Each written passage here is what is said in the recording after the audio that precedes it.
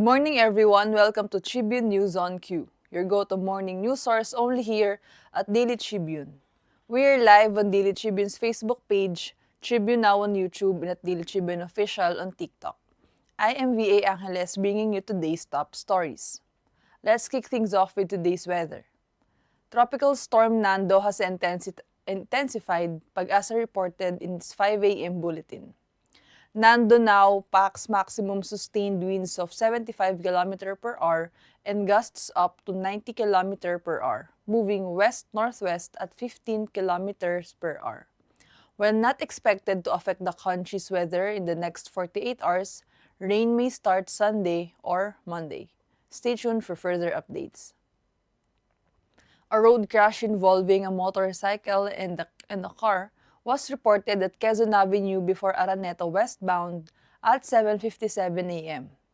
One lane is currently occupied. MMDA enforcers are on site managing traffic. Now let's move on to today's headlines. Senator Francis Kiko Pangilinan is urging government agencies to enforce claims on warranties and performance bonds of substandard flood control projects amid widespread flooding. During Thursday's Senate Blue Ribbon hearing, Pangilinan told DPWH Secretary Vince Dizon that contractors must face financial penalties, stressing that billions in bonds must be reclaimed. Dizon confirmed that warranty claims have been initiated.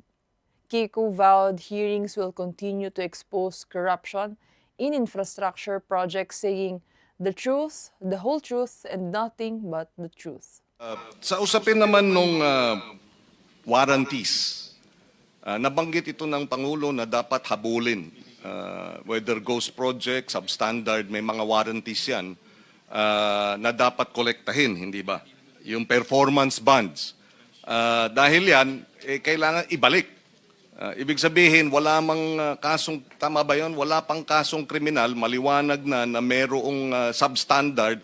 You have about 1 year, 3 years, and 5 years. Kano ang dapat ibalik sa gobyerno para mabilisan? Ihintayin natin yung kaso, tama lang, criminal cases, but itong performance bonds, dapat makumpis ka na. O kaya... Pinabas po niya ito at the President po completely agrees. Hindi po pwedeng ganun-ganun na lang na pag may ghost o substandard, kailangan po maibalik ang pera. At marami po sa mga proyektong to, kailangan ayusin. No? At hindi po pwedeng gobyerno po ulit ang maglalabas ng pera dito. The Philippine Ports Authority has tightened security across all Palawan ports after the killing of Attorney Joshua La Vega Abrina, officer in charge of the Administrative Division of PPA-PMO Palawan. Abrina was gunned down by an unidentified suspect outside his home in Puerto Princesa City after attending a family prayer meeting. PPA General Manager J. Daniel Santiago strongly condemned the attack and vowed full cooperation with authorities to ensure a swift investigation and justice for Abrina and his family. Vice President Sara Duterte lamented the lack of stability in government institutions amid recent leadership changes in Congress. Speaking in Davao City, Duterte clarified President Ferdinand Marcos Jr. for failing to act decisively on corruption and flood control issues, saying officials focus more on politics in the elections than public service. She also claimed the House speakership shift to Representative Faustino Boji D. III was merely cosmetic, still tied to allies of Romualdez and Marcos, and linked to 2026 budget politics. Mass protests swept across France Thursday as hundreds of thousands rallied against President Emmanuel Macron's austerity plans, disrupting transport, closing schools, and sparking clashes with police.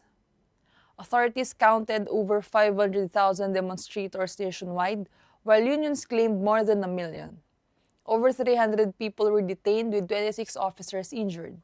Protesters demanded Macron resign, cited widening inequality and rising taxes. Prime Minister Sebastian Lecornu vowed dialogue with unions, but public anger remains high, fueling calls for more strikes and demonstrations. Taiwan will jointly manufacture a cruise missile and an underwater drone with U.S. defense company Anduril for the first time.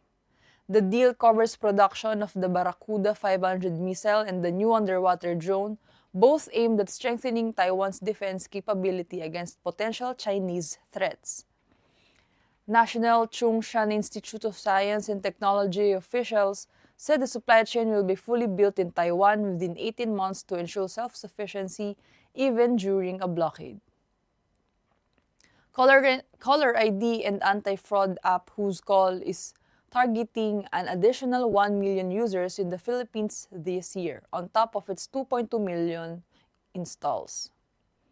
Country head Mel Migrino said the goal is to capture a significant share of the population as scams continue to rise. New features like web checker, image-based scam detection, and a gamified reward system called Who's Call Mission aim to make scam prevention a daily habit while building stronger user awareness. A Las Pilipinas Cinderella run ended Thursday night as world number 15, Iran, pulled off a stunning 21-25, 25-21, 17-25, 25-23, and 22-20 comeback at the FIVB Men's World Championship in MOA Arena. Iran saved 6 match points before Kazemi Youssef's block sealed the win, advancing to round of 16. Brian Baguna scored 21 points, saying the team remains proud after their historic first world stage victory over Egypt. Alas ended Pool A play with a 1-2 record. Gerald Anderson and Julia Barreto have officially called it quits after 6 years together. Star Magic and Viva Artists Agency confirmed the split on September 18, saying the couple mutually decided to part ways. Their romance, which began in 2019 with the film Between Maybes, faced controversies, public scrutiny, and persistent marriage rumors. Despite the breakup, both camps thanked fans for their support as Gerald and Julia vowed to move forward separately with respect and gratitude. Now a quick look to today's horoscope. Emotions run high today, Cancer. Focus on balance and self-care as you handle both personal and work matters. A heartfelt conversation may bring clarity, while financial decisions require patience. Trust your instincts, they'll guide you towards stability.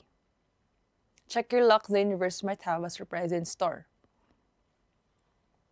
On this day in 1947, Emmett O'Neill arrived in Manila with his wife, Glesie, to assume his post as U.S. Ambassador to the Philippines. His appointment marked a key moment in post-war diplomacy, strengthening ties between Washington and Manila during the country's early years of independence. Going viral now on TikTok is a video uploaded by Cyrus Campricio, already racking up more than 100,000 views and nearly 20,000 likes.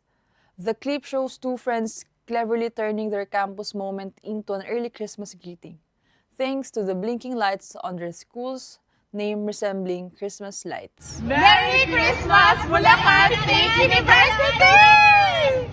Merry Christmas, Bulacan State University! And before we wrap things up, Kachibu, better start your gift list for your loved ones because it's only 97 days to go before Christmas.